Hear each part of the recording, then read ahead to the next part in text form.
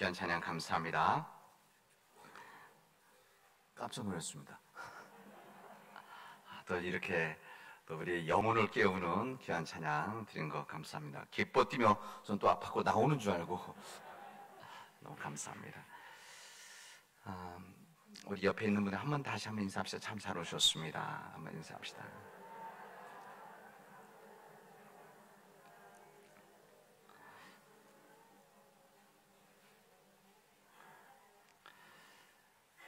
지난 한 주간 우리는 참혹한 아픔의 시기를 함께 보냈습니다. 못다 핀 젊은이들, 그 못다 핀 젊은이들이 사랑하는 가족들과 친구들의 곁을 떠나서 하늘의 별이 되었습니다. 156명의 젊은이들, 그 중에 50대도 한 명 있었고 또 10대 중고등학생들 6명이나 있더라고요. 대부분이 20대였었습니다. 그리고 외국에서 큰 꿈을 가지고 그들 가지고 있는 비전을 펼치기 위해서 와 있었던 외국인 이 젊은이들이 20여 명이나 있었습니다. 그 유족들의 비통함이 우리 모두의 아픔입니다. 이런 일을 만날 때마다, 이런 일을 겪을 때마다 내가 그들의 아픔을 내가 함께 느끼고 있는지를 한번 스스로 한번 체크해 보시면 내가 믿음 안에 거하는지를 확인할 수가 있을 것입니다. 아직 우리 모두에게는 세월의 아픔이 가시지 않았는데 다시 큰 참사가 우리 곁에서 일어나서 우리 국민 모두가 참으로 마음 아파하고 있습니다. 우리의 아들과 딸들 같은 젊은 아이들인데, 내 동생들과 같고 내 형제 자매들과 같은 그들인데 속절없이 떠나서 우리 모두에게 큰 충격이 아닐 수가 없습니다. 2014년 바다 건너편에 제가 살 때 세월호 소식을 듣고 저 마음 아팠던 기억이 있습니다. 아직도 그날을 기억하고 있습니다. 그래서 제가 한국에 가면은 진도의 팽목항에 꼭 가봐야 되겠다 이런 생각을 했었습니다. 그래서 제가 귀국했을 때 추운 겨울 노란 리본이 휘날리는 진도의 팽목항에 갔었습니다. 그리고 목포에 인양되어졌을 때 녹슨 세월호라도 보고 싶어서 목포에도 2번이나 갔었습니다. 이제 좀 시간이 지나면 이태원 현장 한번 가보려고 합니다. 그곳에서 젊은이의 절규를 함께 느껴보려고 합니다.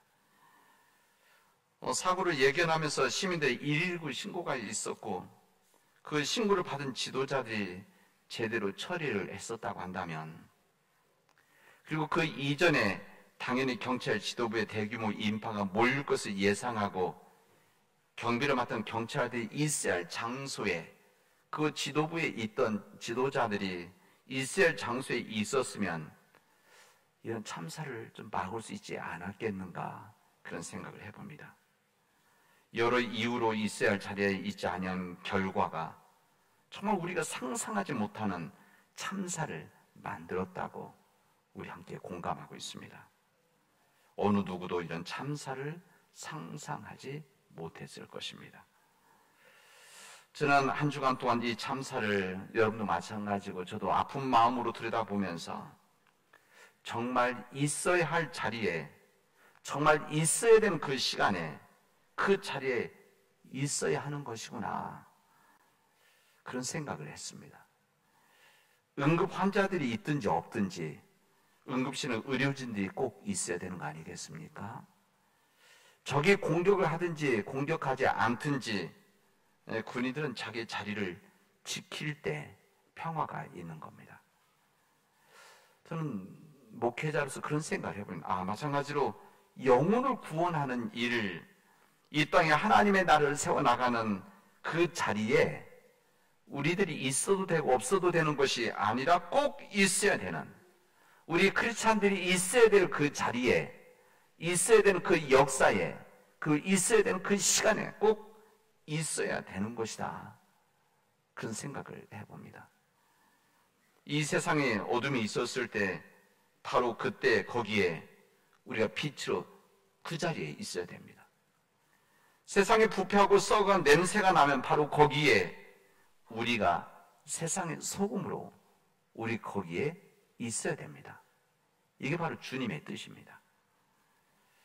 우리가 선교지로 허락받은 이 남원 땅, 우리 생명의 교회들이, 그리고 빛의 소금이 되어야 되는 교회들이 이 자리를 지켜야 되는 것이고, 이 역사를 떠나지 않고 지켜야 되는 것이며, 그리고 이 땅에 정말 하나님의 뜻, 하나님의 의가 이루어지도록, 그래서 이 땅에 하나님의 나라 천국이 이루어지도록 우리가 헌신하고 섬기고 기도해야 되는 그 자리에 우리가 있어야 되는 것입니다. 그리고 하나님의 창조 질서가 무너지는 그곳에 우리 크리스찬이 존재할 때 우리 존재의 이유가 되는 것이고, 우리의 사명을 이 땅에서 우리가 감당하게 되는 것입니다. 그 아픔과 슬픔 속에 있는 우리 모두에게 오늘 주님은 요한복음에서 이렇게 말씀하십니다. 우리 교단 전체가 오늘 이 말씀을 읽는 묵상한 말씀인데, 우리 세 본문 모두 주님이 이렇게 말씀하십니다. 곧 내 계명은 내가 너희를 사랑한 것 같이 너희도 서로 사랑하는 것이다. 이렇게 말씀하십니다. 이 말씀은 무슨 말이냐면, 주님의 모든 말씀을 단 한마디로 압축하면 주님께서 우리를 사랑하신 것과 같이 우리도 서로 사랑해야 한다라는 말씀입니다. 이 말씀은 어떤 특정한 사람들, 특정한 계층들에게 주신 말씀뿐만이 아니고 주님을 믿는 모든 사람들에게 주님의 말씀입니다. 모든 사람 주어진 주님의 의무입니다. 그리고 이 말씀은 우리 기독교인들 뿐만이 아니라 하나님을 믿든지 믿지 않든지 모든 사람들에게 주신 주님의 말씀입니다. 서로 사랑해라 말씀입니다. 사람에게 주신 말씀뿐만이 아니라 민족과 민족도 마찬가지, 그리고 자연과 인간의 관계도 서로 사랑해야 한다. 주님이 그러하셨듯이 이 말씀을 하시고 있는 겁니다. 오늘 우리가 읽은 본문 앞에는 이 요한 15장에 있는 말씀 앞부분에 보면, 내가 너희를 택하여 세웠나니 이는 너희로 가서 과실을 맺게 하고 또 너의 과실에 항상 있게 하려는 것이다.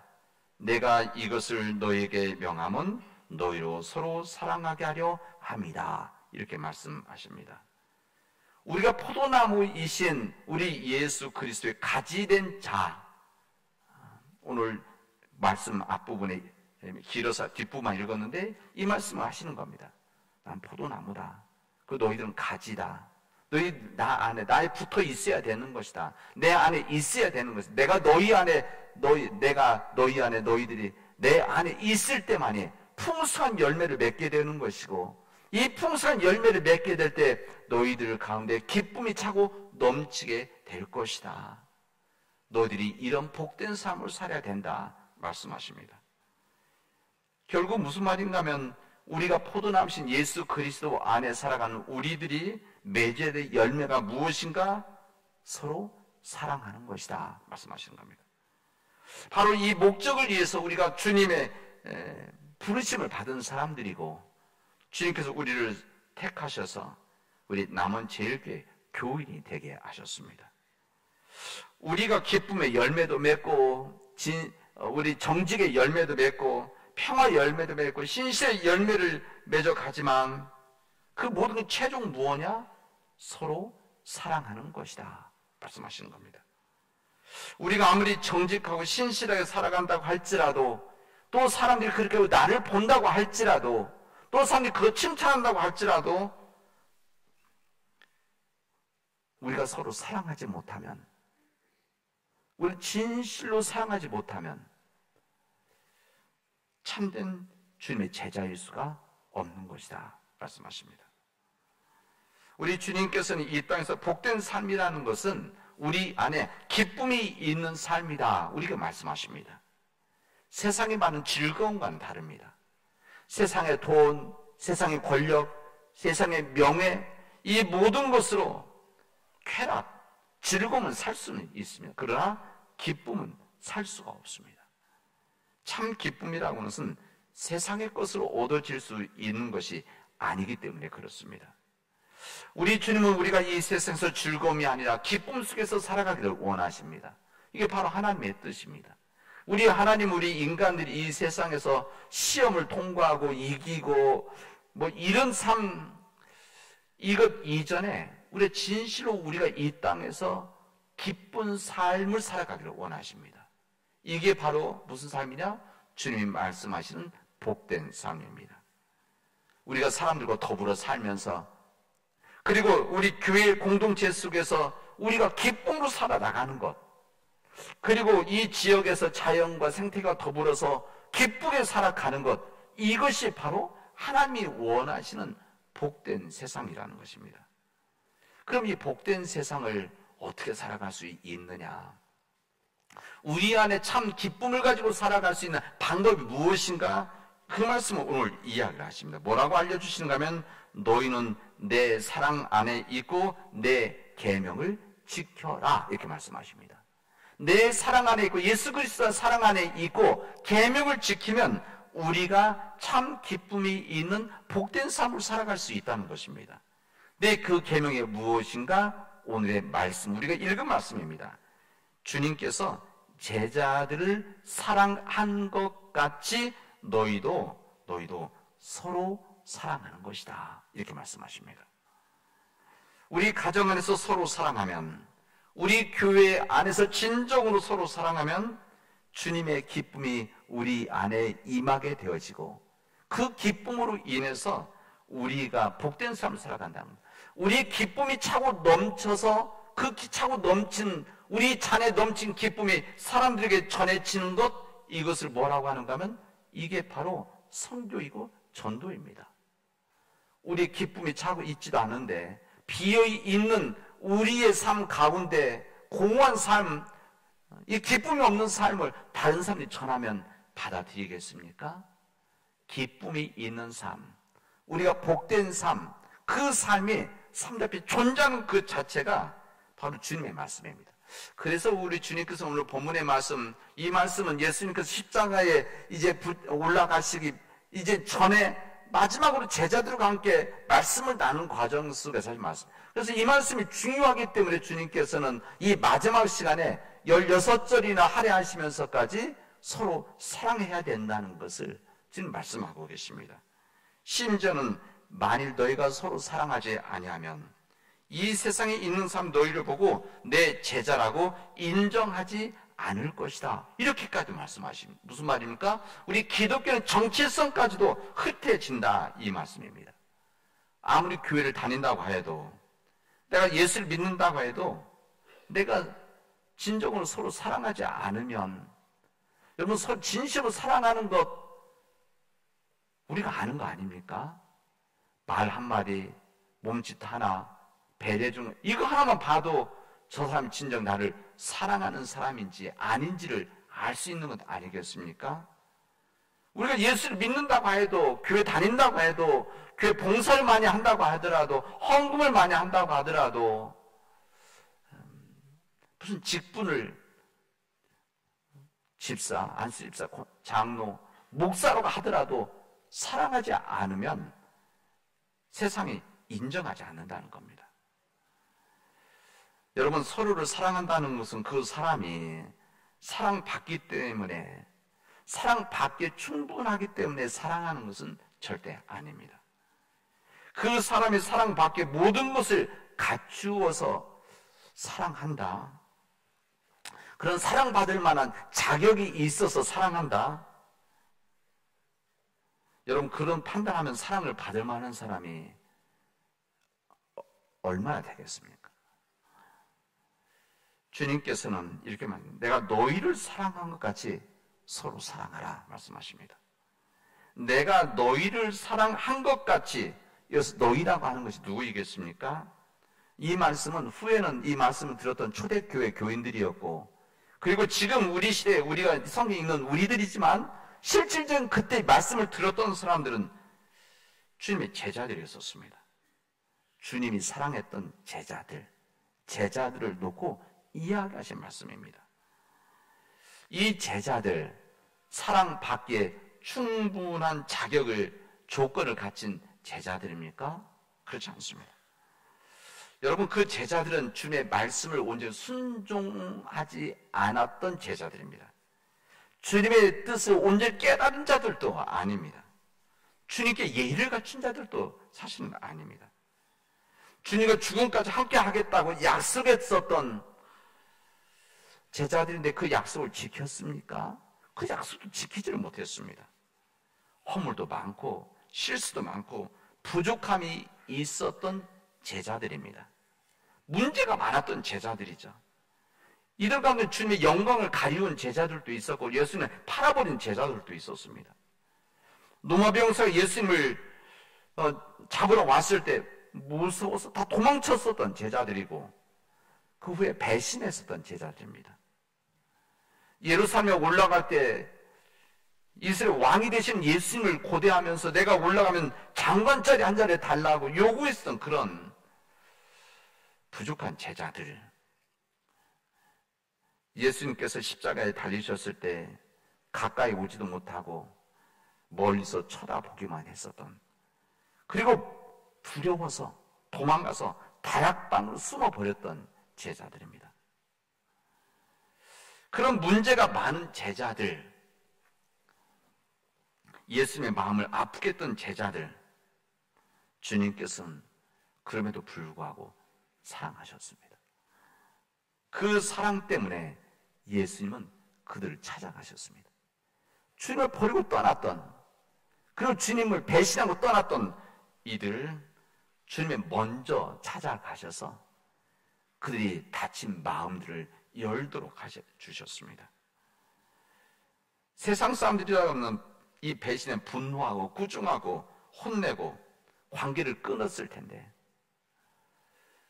아마 여러분들은 안 그랬을지 몰라요. 저는 지금만 이런 상황이라고 한다면 아마 저도 그랬을 것입니다.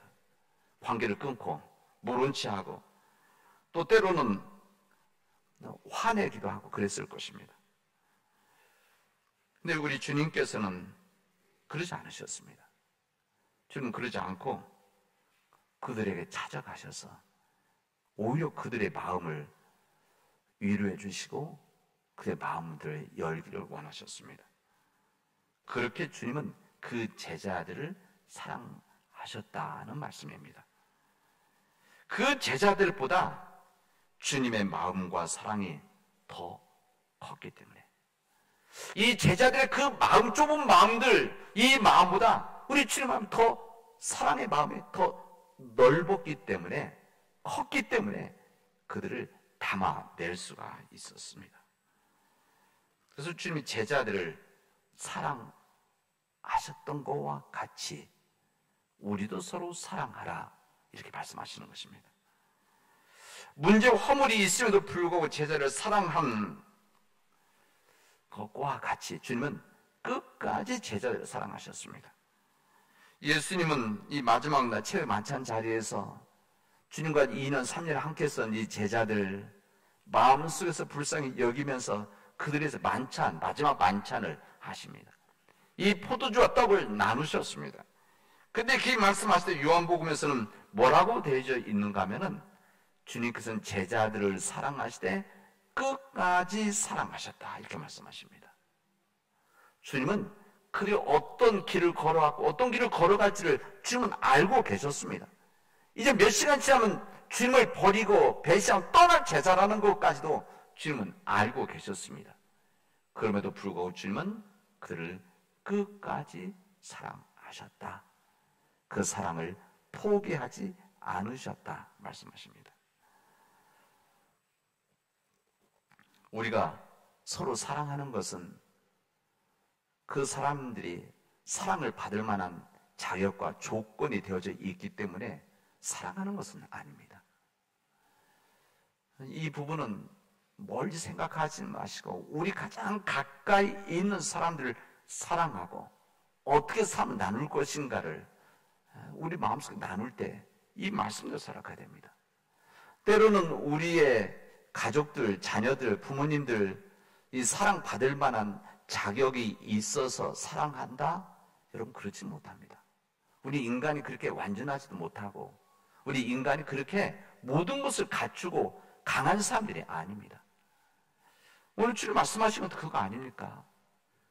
사랑받을 만한 조건이 있어서가 아니라 사랑해야 하는 사람이기 때문에 사랑하는 것이다. 왜? 주님이 그러하셨듯이 말씀하시는 겁니다. 1943년 여순순천 반란 사건이 있었을 때 그 지역에 나환자들이 모여서 애양관이 있었습니다. 이 말씀 여러분 여러 번 들었을 것이고 저도 여러 번 이야기했는데 이 이야기를 읽고 나눌 때마다 제 마음이 뭉클해집니다. 어쨌든 그 손양원 목사님, 나환자를 섬기고 있었던 이 손양원 목사님, 그 당시 때 좌익 학생들에 의해서 자신의 아들, 중학교 그리고 순천 사범에 다니던 동신과 동인이 두 아들이 젊은 날 살해됐습니다. 이 소식을 듣고 실신을 했었다 이렇게 전해지고 있습니다. 그 후에 범인 안재선이라고 하는 이 범인이 잡혔습니다. 그때 손양 목사님 자기 딸에게 이런 이야기를 했습니다.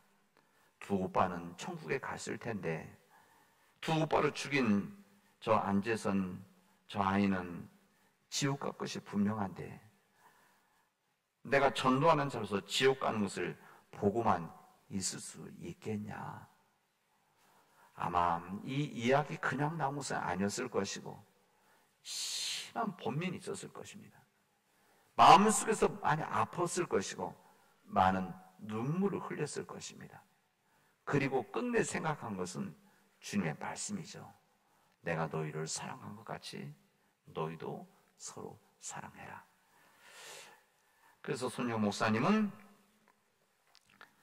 개헌군 본부를 찾아갔습니다. 마침 피투성이가 되어져서 사형장으로 가던 안재선을 만나게 되어지고 이 개헌군 사령관에게 울면서 요청하고 탄원을 했습니다. 그리고 이것을 받아주었습니다. 그래서 그가 새로운 삶을 시작하게 되어집니다. 이 마음, 이 사랑이 어디서 시작되었겠습니까? 바로 주님의 말씀입니다. 내가 너희를 사랑한 것 같이 너희도 서로 사랑하라. 이 말씀을 마음속에서 간직하고 있었기 때문에 힘들지만 어렵지만 십자가의 길과 같은 고통스러운 선택이지만 그 길을 선택했던 것입니다. 바로 주님께서는 우리에게도 똑같이 말씀하십니다. 내가 너희를 사랑한 것 같이 내가 너를 사랑한 것 같이 주님께서 우리를 사랑한 것 같이 우리가 온전한 사람들입니까? 우리가 완벽한 사람들입니까? 우리의 죄의 길에서 전혀 외면, 죄와 관계없이 살아가는 사람들입니까? 우리가 다른 사람들에게 모든 것을 다 선하게 하는 사람들입니까? 나도 부족함이 있고 허물이 있고 다른 사람 마음 아프게 하는 죄를 지은 사람을 주님께서 나를 사랑하시듯이 우리들도 서로 사랑해야 한다.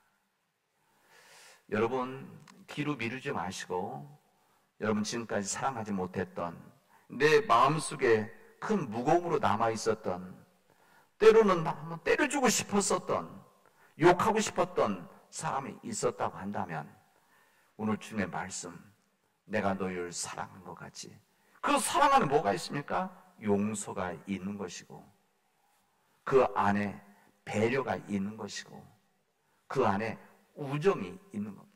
이런 사랑한 것 같이 너희도 서로 용서해주고 받아주고 배려줘서 그런 사랑을 해 나가라 말씀하십니다. 주님은 그런 사랑을 하는 사람들에게 그런 생명을 내놓으면 우리를 친구로 부르시겠다는 겁니다. 우리 친구라고 하시겠다. 자기 뜻대로 하지 못하는 종의 삶을 살아가는 것이 아니라 주님의 뜻을 그대로 할 수 있는 친구로 삼겠다 말씀하십니다. 그리고 뿐만 아니라 아버지의 이름으로 무엇을 구하든지 다 받게 믿게 하시겠다. 주님은 약속과 축복을 해주시고 있습니다. 사랑하는 우리 믿음의 교회 여러분, 주님 말씀하셨습니다. 내가 너희를 사랑한 것 같이 내가 너를 사랑한 것 같이 너희들은 서로 사랑하라. 이 말씀을 마음속에 간직하고 세상에 나가서 이런 서로 사랑하는 믿음의 삶을 살아가 믿음의 교회들 되어지길 바랍니다. 그 길이 어렵죠. 그 길이 힘듭니다. 그 길이 쉽지 않습니다. 단순하지 않습니다. 그러나 주님이 말씀하셨기에 주님의 말씀을 가지고 허물 많은 사람들을 진심으로 용서해주고 받아주어서 서로 사랑하는 믿음의 삶을 살아가십시오. 하나님께서 함께 하실 것입니다. 기도합시다. 은혜가 풍성하신 하나님 감사합니다. 하나님께서 역사해 주셔서 우리 주님의 의에 거하게 하시고 주님이 그러하셨듯이 우리가 서로 사랑하는 믿음의 길을 걸어가도록 역사하여 주시옵소서. 주님께서 허물 많은 제자를 사랑하신 것 같이 우리도 서로 사랑하도록, 그래서 십자가에 죽는 것과 같이 우리가 서로 사랑하도록 역사하여 주시옵소서. 우리 힘과 우리 의지로 감당할 수 없사오니 하나님께서 도와주시옵소서. 모든 말씀을 예수님의 이름으로 기도합니다. 아멘.